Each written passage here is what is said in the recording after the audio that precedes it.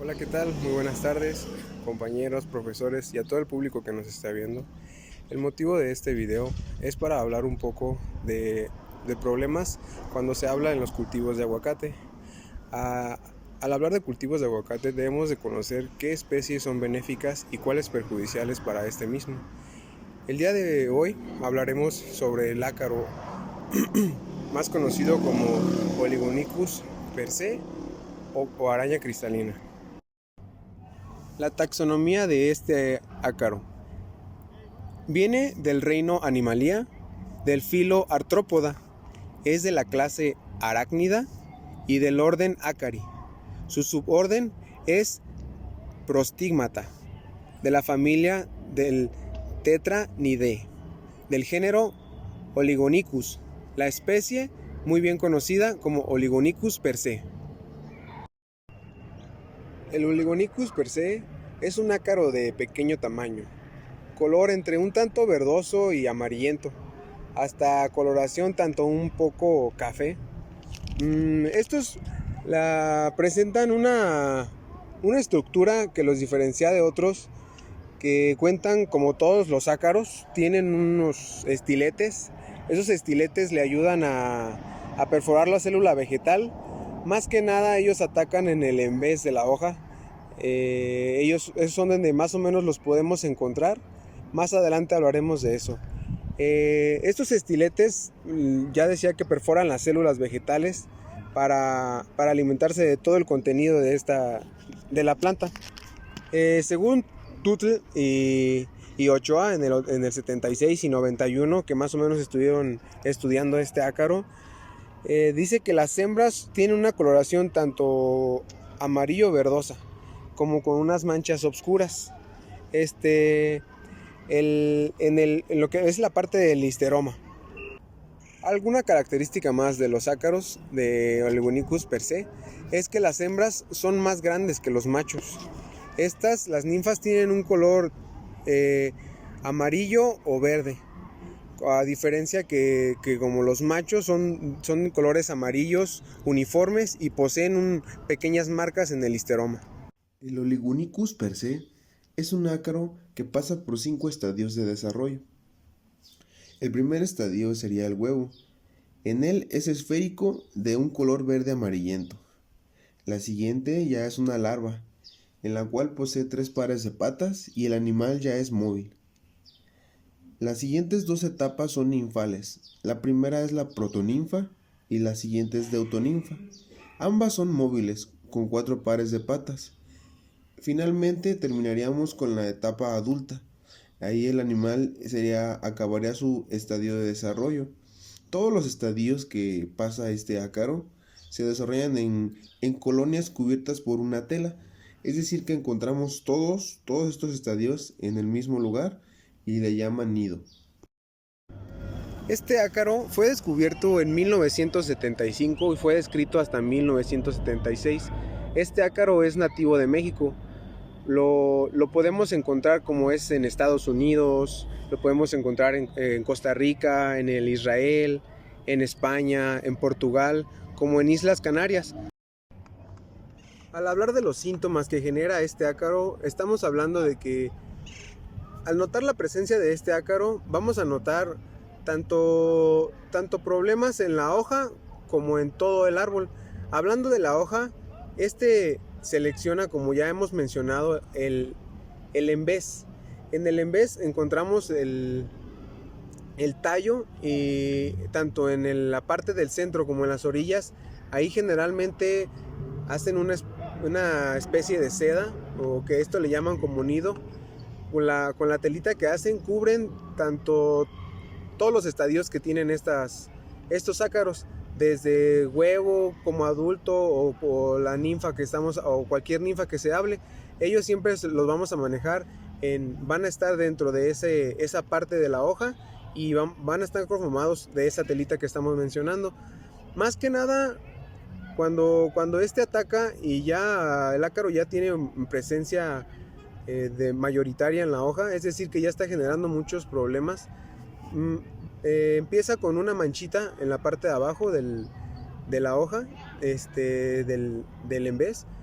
empezamos a notar una manchita un poco tanto roja, rojiza, ya cuando ha atacado muy fuerte, que se ve un poquito, hasta poquito negra, pero siempre vamos a notar hasta una roja, un tanto amarillo, un tanto naranja cuando va empezando. Y de ahí vamos a encontrar que también puede avanzar hasta se puede notar ya en el haz de la hoja. Cuando es muy fuerte ya el grado que tenemos de ácaros, también nos produce un problema en la defoliación de las hojas. Quiere decir que perdemos muchas hojas y perjudica tanto al mismo árbol para realizar su fotosíntesis de manera adecuada como al fruto, porque el fruto cuando pierde sus hojas queda al descubierto del sol, entonces genera también otros problemas en el cultivo, los cuales no son nada buenos, porque tanto hay problema que va a permanecer un poco pequeño, se va a chaparrar también el árbol y va a generar este problema a la hora de generar el fruto, pues también no nos van a querer comprar el fruto ya que es un fruto de mala calidad. En términos más técnicos, podríamos decir que el ácaro produce afectaciones en la epidermis, decolorando las áreas lesionadas, y que en ataques severos causan la defoliación y por ende baja productividad. La baja productividad se debe a que hay mayor o mucha demanda de esta especie en la hoja y la ataca tanto que ya no tiene cómo alimentarse de esa hoja, que empieza a atacar otras hojas y así se va hasta hacer la defoliación completa y causar una mancha por golpe de sol directamente cuando cae el sol en el aguacate, en el fruto de este cultivo. Si bien este ácaro, mejor conocido como araña cristalina, lo podemos encontrar en más cultivos aparte del aguacate, como son la nectarina, el durazno, la ciruela, algunos castaños, algunos ornamentales como son el salix, el bambú, las rosas, pero en estos no causa un daño tan significativo como lo vemos en el cultivo del aguacate. Por eso es específico, o se dice que es específico de este cultivo por los daños que genera en el mismo. ¿Por qué es importante hablar de este ácaro? El Oligonicus per se, mayormente o mejor conocido como la araña cristalina, es importante. Lo encontramos en varios cultivos.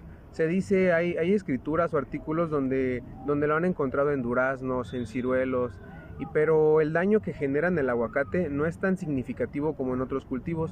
Por eso a quien trabaja con aguacate o a todas las personas que están dedicados a hacer un estudio en él, debemos conocer este ácaro y la importancia de él, tanto para la planta como para las pérdidas que va a producir a la persona que lo esté trabajando.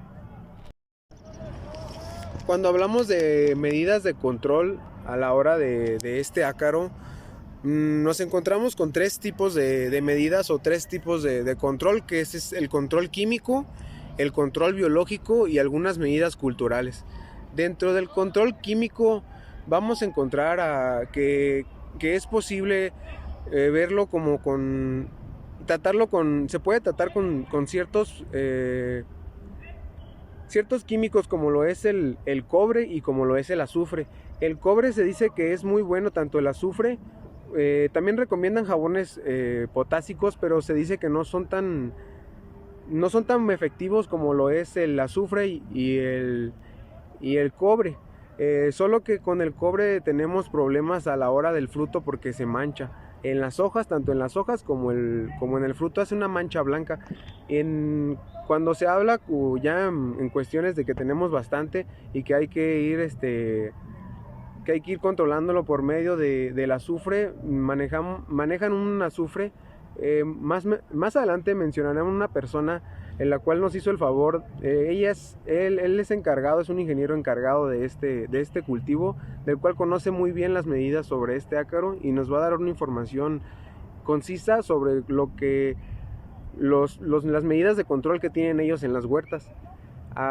Bueno, y como mencionábamos, se dice que el azufre al 80%, tanto azufre mojable como diluido, pues, se puede utilizar de estas dos maneras y las dos tienen el mismo efecto, las dos funcionan bien. Dentro de las medidas culturales también se dice que hacer las podas respectivas de las hojas cuando se tiene un índice bajo. Esto también nos dice a la hora de prevenir. Para la hora de prevenir debemos saber que este ácaro le gusta o se reproduce más o lo encontramos en su mayor auge en lo que son las temporadas de secas, como lo es a finales de mayo y a principios de junio. Para el control biológico de estos ácaros, en la actualidad se habla de introducir ácaros depredadores, es decir, venden trampas para cuando tengamos el cultivo de ese ácaro, vamos a comprarlas y entonces se introduce cierta cantidad de especies de las depredadoras en donde tengamos el cultivo con este problema. En ella, las especies de las cuales se ha hecho más común que se utilicen en cultivos de aguacate, hablamos del Phytoceylus persimilis y del N. californicus. El N. californicus es el Neoceylus. Estos dos depredadores ayudan mucho a la hora de que no queremos introducir algún químico, es decir que tenemos, o también hay huertas en las que no se manejan químicos o prefieren trabajar con la idea de un control biológico. Esto se recomienda mucho porque aparte de estar ayudando a la fauna, mejoramos el sistema para que el proceso sea un poco o más de calidad a la hora de cosechar, entonces no tengamos algún problema. Para complementar el video, le pedimos ayuda a un agrónomo especializado en el cultivo de aguacate para que nos mencione sobre las medidas y controles que se deben tomar a la hora de encontrar este ácaro en el cultivo. Buen día, soy el ingeniero Jesús Martínez. Me pidieron que hablara que diera una pequeña información sobre la araña cristalina para el compañero Humberto. La araña cristalina se encuentra en el envés de la hoja. Por ejemplo, aquí estamos en una huerta de aguacate. Abajo de la hoja es donde ocasiona el daño. Ella se posiciona en las nervaduras principales y secundarias, donde ocasiona un pequeño círculo. Ese círculo al principio se pone amarillo, después se pone de un color café, ya cuando generó el daño la araña cristalina.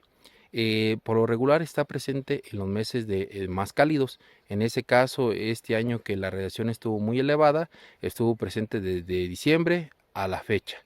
Se encuentran varios estadios en cuestión de la araña, lo que es huevo, lo que es larva, lo que es ninfa y lo que es estado adulto. Aparte del daño generado en las nervaduras del envés de la hoja, puede ocasionar una alta población de foliación en la misma planta. Si llega a ocasionar la defoliación en la misma planta, todos los procesos que esté llevando en ese momento se verán afectados, ya que va a inducir otra vez la inducción de follaje, pero eso va a ocasionar un desgaste para la planta, por lo cual va a culminar en la afectación del calibre de la fruta.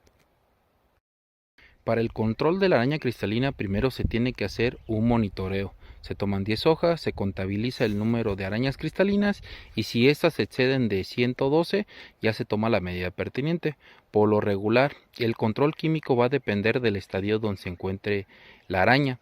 Si fuera lo que es huevo, larva, ninfa y adulto, se pueden utilizar los productos que son feniproximate, espiridiclofen, que son los más comunes.